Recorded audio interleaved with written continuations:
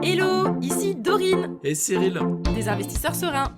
après plusieurs années de travail en tant qu'ingénieur, nous nous sommes lancés en investissement immobilier. Après 5 années d'acquisition, nous étions devenus libres financièrement. Dans ce podcast, nous vous partageons les stratégies et les bonnes pratiques pour développer votre intelligence financière. Dans le but non seulement d'être plus riche sur le papier, mais avant tout pour devenir plus libre et plus heureux. Alors, ouvrez grand vos oreilles et préparez-vous à atteindre vos objectifs. Pourquoi je ne mets pas d'argent de côté pour mes enfants ? Hello les investisseurs sereins, j'espère que vous allez bien. Alors aujourd'hui on va parler d'une bonne idée ou fausse bonne idée, justement, on va en discuter, de mettre de l'argent régulièrement pour ses enfants.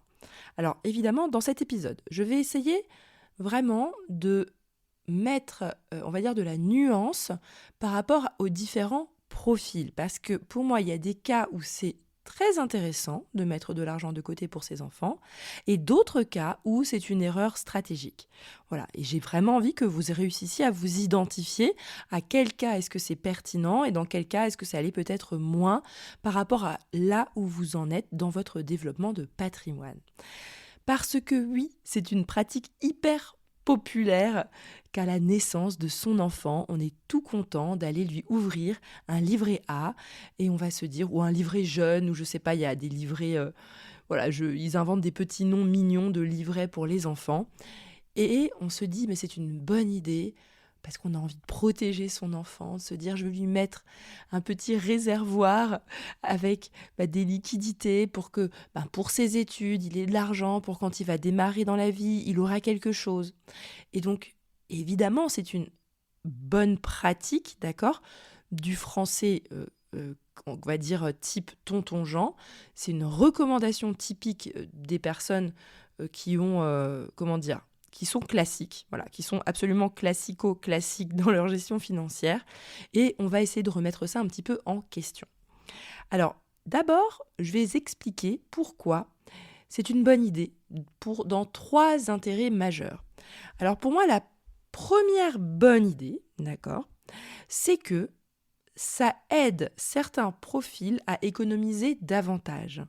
Moi, je sais que certaines personnes vont avoir tendance à avoir du mal à mettre de l'argent de côté, en tout cas, du mal. En tout cas, eux, ils en mettent à la hauteur de ce qu'ils arrivent à faire. Et le fait d'avoir un enfant, ça les motive de mettre 50 €, 100 €, 150 € par mois en plus pour l'avenir de ces enfants. Ça les motive et ça les fait économiser davantage. Et évidemment, en termes patrimonial, c'est mieux de mettre de l'argent de côté que de le consommer dans des produits court terme, dans la consommation de la vie de tous les jours, parce que forcément, le patrimoine que tu mets de côté, il t'enrichit plus sur le long terme que si tu ne mets rien de côté. Voilà, donc ça c'est le premier cas. Si ça t'aide à mettre de l'argent de côté, très bien. D'accord ? Deuxième cas de figure, si jamais ça t'aide également d'avoir de l'argent sur le compte en banque de tes enfants et que grâce à cela, tu te dis, même en cas de coup dur, jamais je vais piocher là-dedans. C'est-à-dire que je sais qu'il y a des personnes qui arrivent bien à faire des économies, mais au moindre pépin ou à la moindre envie qui sort du budget classique, ils vont se dire « Tiens, j'ai pioché dans mes économies ». Et donc, ça peine vraiment à mettre de l'argent de côté. Et le fait que ce soit sur le livret de ses enfants, il y a des personnes pour qui c'est absolument un tabou d'aller y toucher parce qu'ils ont l'impression de voler l'argent à leur enfant et donc ils ne le font pas. Et en fait, pour moi, c'est donc aussi salvateur pour ce type de profil. Parce que, ils ont cette sécurité qui est, entre guillemets, mieux verrouillée que les économies personnelles où on a plus tendance à aller piocher dedans. Donc ça, c'est le deuxième cas où c'est intéressant. Et le troisième point à noter, c'est que, évidemment, si vous ne faites absolument rien d'autre comme investissement, vous ne faites pas d'investissement locatif, vous mettez rien en place, c'est toujours plus agréable pour un enfant de démarrer dans la vie avec de l'argent de côté que ses parents lui ont donné avec 10 000, 15 000 €. Ça fait toujours du bien de commencer dans la vie active avec un petit peu d'argent de côté que quelqu'un qui a strictement rien et qui démarre avec 0. D'accord ? Donc, évidemment que c'est mieux. Ok ? Mais Et là, c'est là qu'on va commencer à apporter un petit peu de nuance. Donc peut-être que vous reconnaissez dans un de ces profils et à ce moment-là, très bien. Je sais que, en tout cas pour le profil comme moi, parce que c'est ce que j'ai mis dans le titre, c'était pourquoi moi, en tout cas, je ne le fais pas de mettre de l'argent de côté pour mes enfants, c'est que personnellement, je n'ai pas besoin d'avoir un compte en banque à mes enfants pour me motiver à mettre de l'argent de côté. Moi, je suis naturellement motivée à le faire, étant donné que j'ai plein de projets d'investissement. Mais en fait, tout ce que je fais, je le fais pour mes enfants aussi.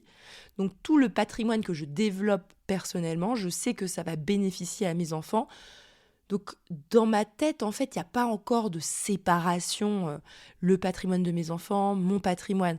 Pour moi, tout ce qu'on construit est déjà aussi pour eux, est déjà pensé pour leur avenir.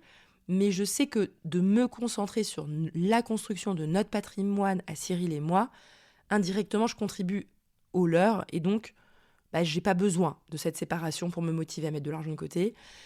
L'autre point, c'est que j'ai, avec Cyril en tout cas, on a cette faculté à avoir de l'argent de côté, à pas être trop dépensier, et donc on n'a pas besoin de ce verrou d'avoir un compte bancaire aux enfants auquel on ne touche pas. Nous, on a déjà nos comptes bancaires verrouillés, on a notre sécurité, notre fonds de roulement de sécurité immobilier dédié si jamais il y a le moindre problème en immobilier. On a nos petits fonds de sécurité en cas de pépin à titre personnel. On a, voilà, et plus encore, tout ce qu'on met de côté pour les futurs investissements. Donc, en fait, on a tendance à pas avoir de problème à mettre de l'argent de côté. Et donc, en fait, il n'y a pas besoin. Voilà, il n'y a pas besoin. Il n'y a aucun intérêt, étant donné qu'on se concentre sur notre patrimoine et notre développement. Il n'y a pas besoin, pour nous, d'avoir des comptes en banque pour les enfants. Et je m'en fiche également, et c'est ça qu'il faut vraiment que vous compreniez, c'est que nos enfants, c'est ça qu'il faut que vous voyez. Les gens ils disent oui, mais c'est l'argent pour les études des enfants. Mais j'ose espérer que si vous avez cette ambition, en tout cas en écoutant ce podcast, c'est que je veux que votre cash flow de l'immobilier vous finance les études des enfants. Vous voyez ce que je veux dire ? J'ai pas envie que vous ayez à piocher dans des économies pour financer les études de vos enfants. J'aimerais que votre niveau de vie réussisse à augmenter, ou votre patrimoine arrive à augmenter plus rapidement que le coût des études de vos enfants. Donc, en fait, et finalement, ça devient un non-sujet, les études de vos enfants, parce que, en vrai, dépenser 500 € par mois de loyer pour vos enfants, c'est pas un problème parce que vous avez mis en place les investissements qui vous permettent de le faire. Donc, en fait, à chaque fois, les personnes qui me disent « Oui, mais t'as rien mis d'argent de côté pour les études de mes enfants », mais moi, je m'en fiche, en fait. On a 7000 € de cash flow d'immobilier. Moi, je suis prête. Moi, je suis prête. En plus de ça, on travaille à côté avec les investisseurs sereins, donc on a d'autres revenus, on a d'autres investissements qu'on est en train de mettre en place, on continue à développer le patrimoine, on a notre holding. En gros, tout est en train d'être mis en place pour que les études des enfants soient un non-sujet pour nous. Donc, vous voyez, en fait, il n'y a pas de bonne et de mauvaise réponse dans cette histoire. C'est que dans le profil de quelqu'un d'ambitieux, tout est déjà pensé aussi pour les enfants sans avoir à passer par cette case de « je dois faire un compte au nom de mon enfant, séparé de mon patrimoine, où je mets de l'argent de côté tous les mois ». Il n'y a pas besoin de faire ça, en tout cas pour mon profil à moi.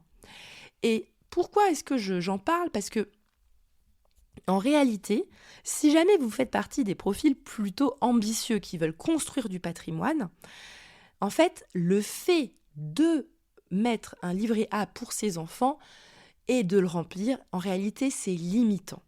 Ça va être limitant pour votre croissance de patrimoine si vous faites partie des profils ambitieux. Parce que les banques, les banques auxquelles vous allez demander des financements bancaires pour enchaîner les investissements immobiliers avec effet de levier pour construire un gros patrimoine, en fait, elles en ont rien à faire de l'argent de vos livrets A de vos enfants. Ou du moins quasiment rien à faire. Parce qu'en fait, c'est pas votre argent, d'accord ? Donc, si jamais vous faites faites défaut et que vous ne pouvez pas payer vos mensualités, la banque ne peut pas aller piocher dans le livret A de vos enfants. Donc, elle s'en fiche en fait de cet argent, ce n'est même pas le vôtre, d'accord ? Donc, il faut que vous compreniez que les banques, elles, ce qu'elles aiment, ce sont les gens qui ont beaucoup d'argent de côté, mais à leur nom. Donc, si vous avez de l'argent de côté, mais au nom de vos enfants, mais la banque, elle s'en fiche complètement. Ça ne l'intéresse pas. Et nous, comme on est des profils d'investisseurs locatifs qui veulent enchaîner les investissements, on a besoin de montrer à la banque qu'on est solide, qu'on a beaucoup d'argent, beaucoup de liquidités qui sont à notre nom. D'accord ? Ou au nom, à la limite, de notre entreprise, si jamais vous êtes entrepreneur, que vous montrez que vous êtes propriétaire d'entreprises qui ont des grosses liquidités, mais la banque, elle a besoin de voir que vous avez de la liquidité.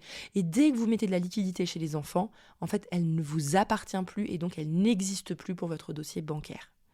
Donc c'est pour ça, pour moi, que mettre en place des livrets A alors que vous êtes dans une phase active d'investissement, c'est dommage.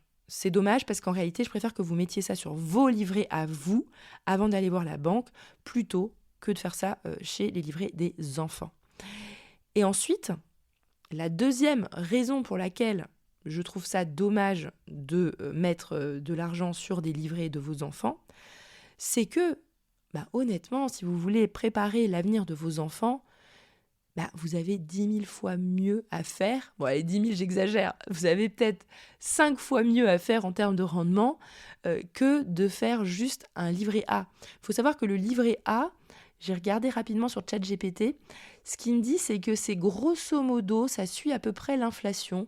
Il y a des périodes où c'est légèrement mieux que l'inflation et des périodes où c'est légèrement moins bien que l'inflation. Apparemment, ces dernières années, c'était plutôt moins bien que l'inflation parce que l'inflation était plutôt forte et le livret A n'a pas suivi la force de l'inflation. Donc, en réalité, c'est quand même un investissement qui est très faible en rendement de mettre ça sur des livrets très peu rémunérés. Et en tout cas, moi, c'est comme ça que je vois les choses avec mes enfants, c'est que plutôt que de mettre de l'argent de côté pour eux, je préfère investir en immobilier locatif grâce au surplus d'argent que j'arrive à mettre de côté. Ça me fait des apports pour les prochains investissements, etc. Et ensuite, je fais des donations, soit si jamais vous êtes entrepreneur ou que vous avez une holding et que vous êtes déjà avancé, vous faites des donations de parts en nue propriété de votre holding ou de vos sociétés, peu importe comment vous êtes structuré, je ne sais pas. Ou si jamais vous êtes structuré en nom propre, peut-être qu'à partir d'un certain âge, vous allez commencer à faire des donations en nue propriété de vos biens immobiliers. Et en réalité, c'est beaucoup plus puissant d'utiliser vos économies pour booster vos propres investissements plutôt que de mettre tout simplement de l'argent de côté sur des livrets peu rémunérés. Voilà, j'espère que cet épisode vous a parlé. Je le dis parce que je sais que c'est hyper ancré. Je sais que même nous, et là d'ailleurs j'ai encore reçu un courrier avec des comptes bancaires vides des enfants parce que nous on les avait ouverts et puis on a tout de suite compris qu'en fait c'était pas une bonne idée de les alimenter. Donc en fait ils sont quasiment à zéro ou voire à zéro. Et en fait je me rends compte qu'on a tous ce réflexe-là de se dire c'est une bonne pratique. Comme je vous l'ai dit au début de l'épisode, il y a des profils où je recommande de le faire. Tous ceux qui ont du mal à mettre de l'argent de côté, vraiment faites-le. Voilà, parce que si ça vous motive et ça vous aide à mettre plus d'argent de côté que ce que vous le faites, si vous n'en avez pas besoin, parce que vous êtes très motivé à mettre de l'argent de côté, avancez dans votre patrimoine, à ce moment-là, il y a des façons d'aider vos enfants de façon beaucoup plus puissante, beaucoup plus intelligente, en utilisant d'autres techniques d'investissement plutôt que juste de stocker de la trésorerie sur les comptes d'enfants. Voilà, j'espère que cet épisode vous a fait du bien. Sur ce, je vous souhaite à tous une excellente journée et à bientôt.